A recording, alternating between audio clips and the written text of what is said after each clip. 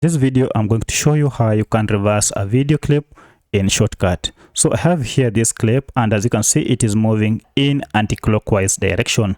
To reverse this video, it should now start moving in clockwise direction.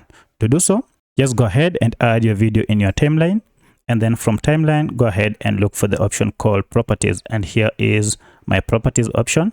I'll click on it, and now under it you can see we have an option here called reverse.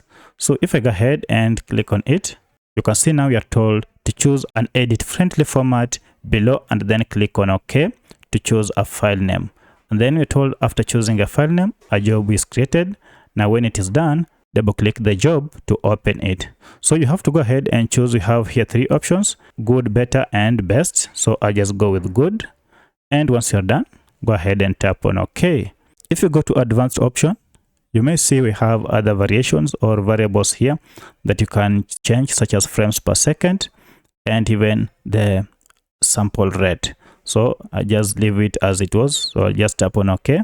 And then the reverse has begun. You can see we have here reverse at work. So wait until this process is done. And here we go. It is done.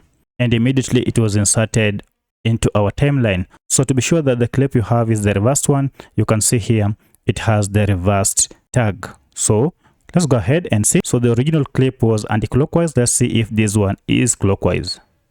And look at that. Now it is clockwise. So that's how you reverse video clips in Shotcut. If you enjoyed this video, kindly hit the like button and subscribe to this channel. Thanks for watching, and let's meet in the next video.